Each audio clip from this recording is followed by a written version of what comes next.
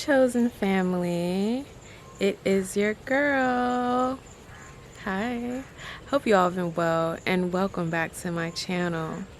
So you guys, go ahead and hit that like button. Show your girl some love. If you're not subscribed, please go ahead and subscribe and hit that notification bell so you can stay updated when I release my latest videos. As many of you guys know, I've been in the motherland.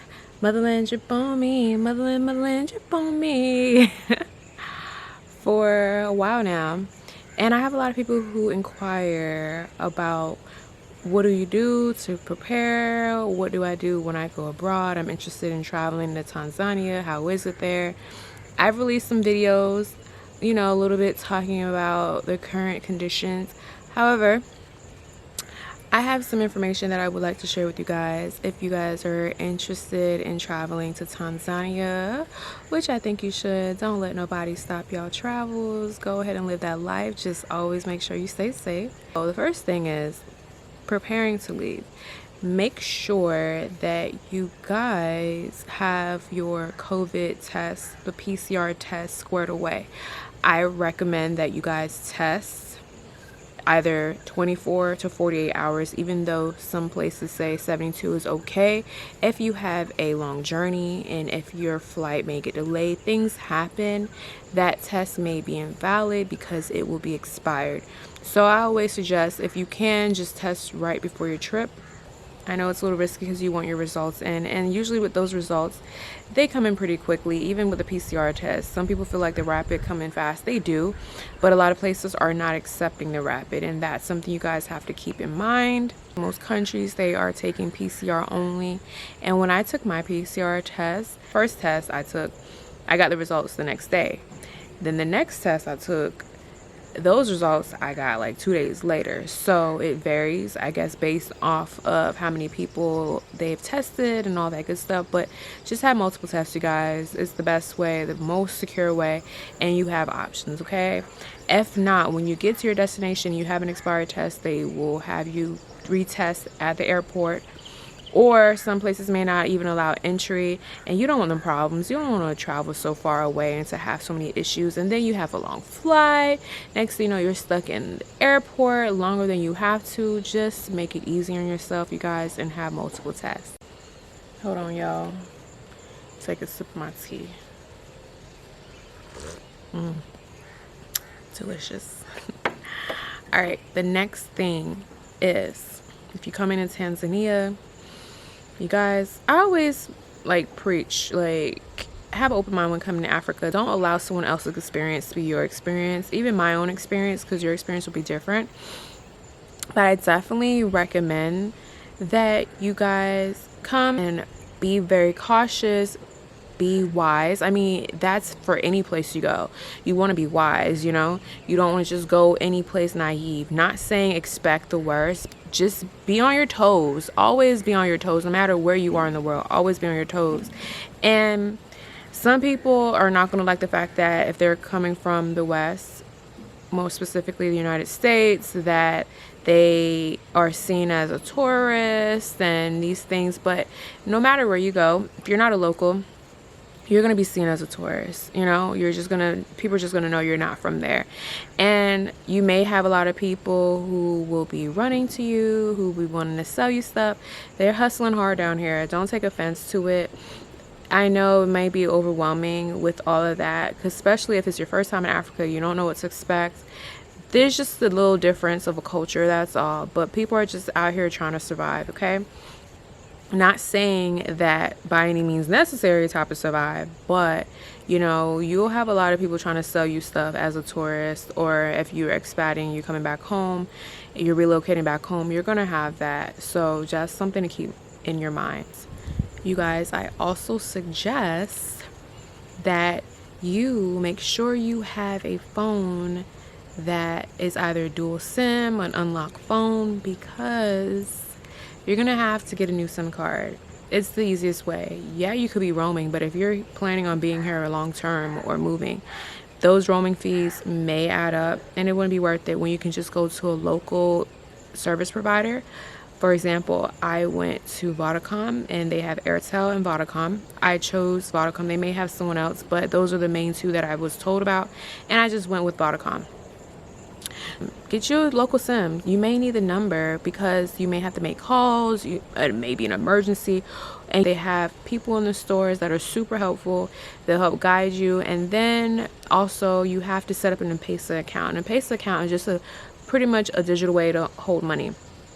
What it is, you put actual funds, like, you know, tangible money into an account, and then that money gets deducted. So say you'll take like 50K, 50,000 shillings, and you go to an M-Pesa agent and you'll tell them, hey, I want to put 50,000 shillings in my M-Pesa account.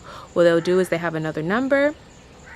They'll take your money and they will enter it through the phone system that's linked to M-Pesa, and that will credit the money towards your account. They'll have the money, but it's like they'll physically have it, but it's digitally like in your account holding. So it's like a bank account to a degree. So anytime you use it, you can make purchases, you can go to the grocery store, like every place takes M-Pesa these days. And you know, a lot of people are going cashless, a lot of people are not walking around with cash, and then you don't want to also walk around with wads of cash in your pocket or in your bag. You know, that wouldn't be the wisest thing to do. So it's just a quick and easy way to just pull out your phone, make a purchase, and go about your day. So I definitely recommend you guys get a local SIM so that you can connect that SIM to your M-Pesa account, because the M-Pesa account is going to require your phone number. And the thing is, if you are from abroad, they're going to ask you for your passport. So you guys, when you go to make these type of transactions, or you go to set up with your SIM card or your phone, your new phone, and you want to get a local SIM, they're going to ask for your passport. So make sure you bring your passport. And then from there, with M-Pesa, you don't need your passport, just the initial setup. When you get a SIM card, they ask for a passport, okay? Also, where in another instance where you will need a passport is if you want to do money exchanges. So the exchange rate is, for every US dollar, it's about 2,300 T shillings. So keep that in mind. Like, if you guys may need a currency app, like a converter on your phone, download one. I have one. It's super easy. There's so many. They have them for Apple. They have them for Android. Like, you have super easy access getting a currency converter. Keep in mind, when you go to these exchange rate places, they're going to want your passport, like I said, and then they're going to have the fees, because, you know, everybody has to make money. They're going to describe like what their fee is. Like, maybe for $1 that you give them, you get maybe a little less than the actual currency rate that a US dollar transfers over to. Also good to keep in mind and know what the currency conversion rate is, so that you won't get gypped. I'm not saying you would, but just be vigilant and just use wisdom. You know what I'm saying? Just do your research and know what it's supposed to be, so that if something looks off, you could say, you know what? Nah, that's not it. And you can go to another place, because you know that one place, because they have several. You may say that one place was just, their rate is too high. You may have another place which has a lower rate, where you don't feel like you're getting ripped off. So yeah, that's another instance where you're going to need your passport. Those are two instances where I had to use my passport. Keep your passport handy. Don't lose your passport, or else it's going to be a whole nother headache and trying to get all that situated, okay? So the other tip that I have for you guys is make a local friend. Vet people, but make a local. Having a local friend will help you further along on this journey. Trust me. Because in Tanzania, the national language is Swahili. Yes, some people speak English, but that's not their national language. So it's best if you guys make a local friend, learn a little bit of Swahili. I'm not saying you have to be fluent, you know. Learn some phrases like mumbo, jumbo, habari, shikamo, different little things like that. Mumbo is just like what's up, jumbo is like what's up, but with jumbo, this is not a Swahili lesson, I'm just giving an example. Jumbo is usually with the younger kids, and mumbo is like with like your peers, you know. But when you go that extra step to like learn the language, they are more welcoming, and they know you don't speak the language, they know you're trying, but it just kind of opens them up a little bit and gives them some warmth, like, hey, you know, this person's not from here clearly, but they're trying. But honestly, if you want to bargain at a market, or you want to, you know, reduce the price, or you want to go somewhere and try, because say, you know, you go to a market to get like fresh vegetables and fruits, produce, all that good stuff, and they tell you a price and you want to make sure that you're not getting gypped. I mean, let's just be honest, things like that happen. It's good if you have a local friend, not just for the fact of helping you out, but a local friend can give you so many tips. Like my friends Paul and Laz, they helped me out so much. They gave me so many awesome tips. They bargained for me a lot in these markets, and they just kept it real, you know what I'm saying? They give you the background, the understanding, how the country works, how the people are. You need that. You need to have a grasp, because whenever you're in a new environment, you have to know how the environment works so that you can withstand yourself and survive in that new environment. So vet people out, make a local friend, and learn some of the phrases that will help you out. And if you can join like an online class, or even take a Swahili class, like they have those here. Like if you're trying to stay longer, you can even enroll in school to try to get your student visa. And while you're enrolled in school, you can learn the Swahili and extend your stay if you plan on being here long term. And that's another thing, segue into visas. So you guys, the visas cost 100 USD per person. Okay, there's different visas. There is a Eastern African visa that you can get. That price I'm not sure about right now. It may be 150. Actually, or they all should be at 100. But with that visa, that will allow you to travel all of Eastern Africa and not have any issue. But they have single entry visas. They have different visas, so make sure you do your research on your visa. And I suggest that if you're going to get your visa online, be very, very careful. I didn't get my visa online. I got my visa at the airport, because there are a lot of websites online claiming that they are reputable visa sites, and they're taking people's money, and the visas are fraudulent. So I suggest that you have an idea of what the price is of the visa. Do your research. I'm not saying buy online. You got to do what's best for you. I got it at the airport, but if you have to know which visa will apply to you and what you want to do while you are in the motherland. The visa that we got, we thought that was supposed to be an Eastern African visa, entry visa, but it wasn't. It was another visa that allowed us to pretty much, you can travel other places, but you still would have to buy a visa, purchase a visa when you get to those places. But that visa they claim allows you to come back to Tanzania. You guys, long story short, just do your research and just have an idea. I dropped the ball on that. I didn't really know much of what we were getting into. I thought that they gave us the correct visa, but when we tried traveling other places, we found out that the visa that they gave us was not the visa that we wanted to get. So do your research and stand your guys' ground and make sure you have all your ducks in a row. But yes, the visa on average will be 100 US dollars. So keep that in mind. Make sure you have a debit card included on there, because not a lot of places take credit cards, okay? I'm just gonna be honest, unless it's like a grocery store, major grocery store, or a restaurant you guys are going to. You may have to use your debit card because they want their cash too.